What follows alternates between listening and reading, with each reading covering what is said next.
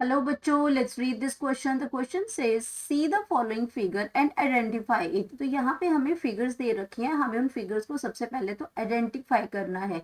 तो ये जो हमें फिगर दे रखे हैं, कौन सी फिगर दे रखी है? जहाँ पे आपके शॉर्ट आर्म्स है, यहाँ पे आपके सेंट्रोमियर है, लॉन्ग आर्म है, तो ये सारी चीजें हमें दे रखी हैं इसमें।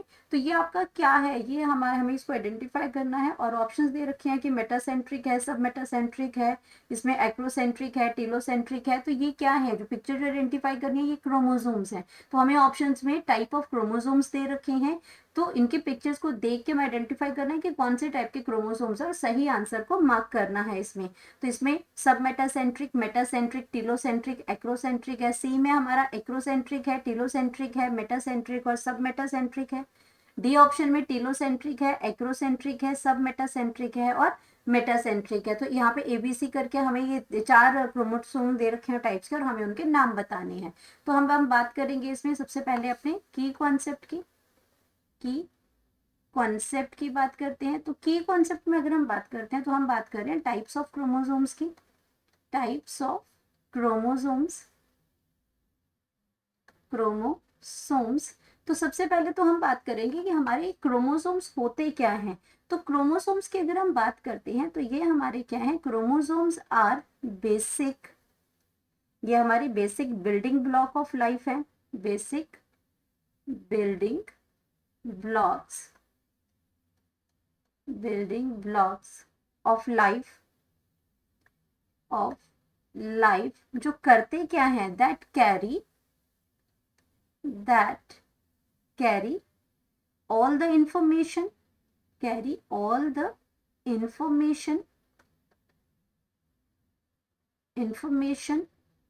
used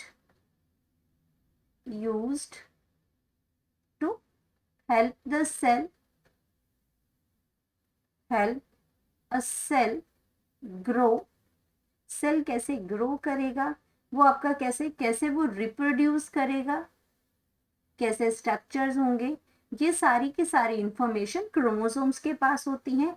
और ये आपके कैसे बनते हैं, इसमें रिप्रोड्यूस में chromosomes, it is made up of chromosomes की बात हो रही है। It is made up of DNA. तो अगर हम बेसिक स्ट्रक्चर की बात करते हैं यहाँ पे क्रोमोसोम्स की, तो क्रोमोसोम्स में आपका क्या होता है कि यहाँ पे ये सेंटर में आपका क्या है, एक सेंट्रोमियर होता है, और यहाँ पे एक जनरल अगर हम बात करते हैं तो ये हमारी क्या है, क्रोमोसोम्स है। तो ये आपकी इसकी क्या है, ये आर्म्स है।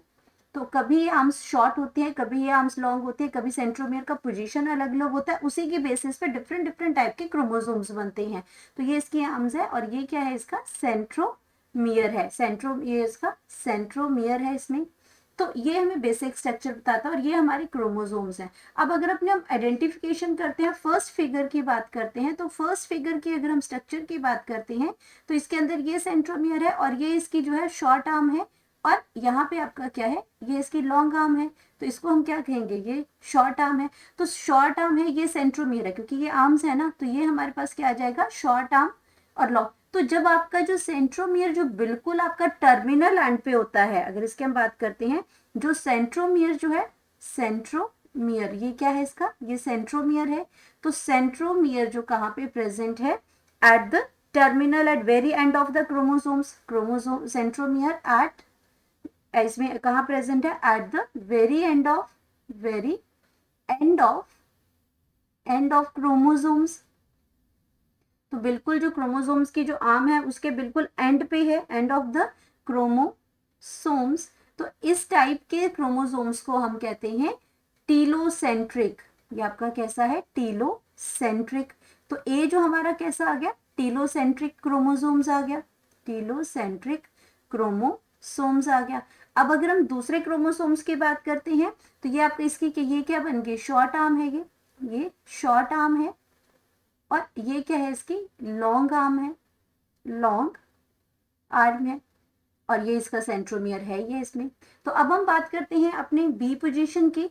तो बी में आपका पहला तो हमें क्लियर हो गया, टेलोसेंट्रिक है। अब बी की अगर हम बात करते हैं तो जो सेंट्रोमियर जो बना हुआ है, ये आपका कैसा है, ये इसमें सेंट्रोमियर है, और ये इसकी एक आर्म है, शॉर्ट आर्म है, और ये इसकी कैसी है, ये इसकी दूसरी आर्म है। तो यहाँ पे सेंट्रोमियर्स क्या है, बिल्कुल टर्मिनल एंड पे नहीं है, थोड़ा सा उससे नीचे है, तो इसको हम कहते हैं, इसमें आपका क्या है इसका कि इसमें आपका एक जो है वो बहुत लॉन्ग है, एक इसमें क्या है लॉन्ग आर्म है, ये क्या है इसकी लॉन्ग आर्म है, लेकिन ये आपकी क्या है ये लॉन्ग आर्म और ये क्या है शॉर्ट आर्म है।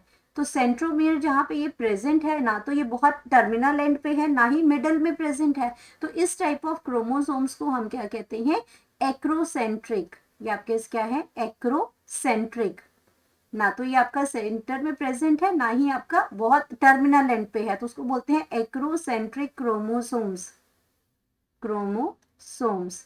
तो ये दूसरा हमारे पास आ गया। तीसरे की अगर हम बात करते हैं तो तीसरे में थर्ड टाइप का जो क्रोमोसोम्स है वो इसमें क्या कह रहा है कि जहाँ पे हम इसमें थर्ड टाइप का हम इस दोबारा देख लेते हैं, दोबारा इसमें क्या दे रखा है कि अब ये जो अगर हम इसको देखें तो इसका जो सेंट्रोमियर्स है वो मिडल में नहीं है, अभी भी एक शॉर्ट आर्म बन रही है, एक लॉन्ग आर्म बन रही है, अभी भी इसमें क्या है एक शॉर्ट आर्म बन रही है, एक लॉन्ग आर्म बन रही है, यानी कि अभी भी दोनों आर्म्स जो है वो इक्वल नहीं है, और लेकिन सेंट्रोमियर अभी भी मिडल में नहीं है।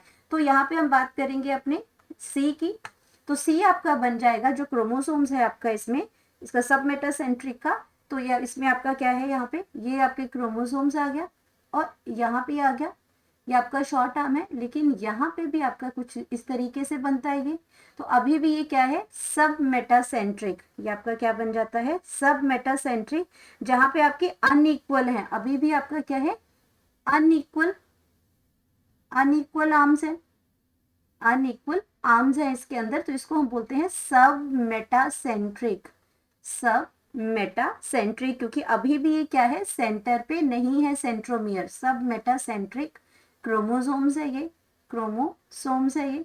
देन हम बात करते हैं डी ऑप्शन की, तो डी ऑप्शन के अंदर आपका क्या है, डी ऑप्शन की अगर हम बात करते हैं तो यहाँ पे आपका क्या हो जाएगा, ये आपका सेंट्रोमियर है, तो यहाँ पे आपकी जो आर्म्स जो है वो आर्म्स बिल्कुल इक्वल हो जाएंगी, और ये सेंट्रोमियर से आपका क्या हो जाएगा सेंटर में हो जाएगा, तो यहाँ पे arms are equal, arms are equal, और यहाँ पे इन्होंने क्या बना रखा है, यहाँ पे इस डी की बात कर रहे हैं, ये सेकेंडरी कंस्ट्रिक्शन भी यहाँ पे शुरू होगी जिसको हम सेटेलाइट कहते हैं, और ये सेंट्रोमियर्स है, तो यहाँ पे ये भी क्या है सेटेलाइट है, यहाँ पे ये सेकेंडरी कंस्ट्रिक्शन इसको कहते हैं, तो ये भी इसके अंदर है, ये अब इसमें, तो ये इस टाइप के जो क्रोमोसोम्स को हम बोलते हैं मेटासेंट्रिक, ये आपका सेंट्रिक कैसा बन गया, ये मेटासेंट्रिक है, यहाँ पे आपका जो सेंट्रोमियर है वो बिल्कुल बिटवीन द टू आर्म्स है, centromere is, centromere is between the two arms, between the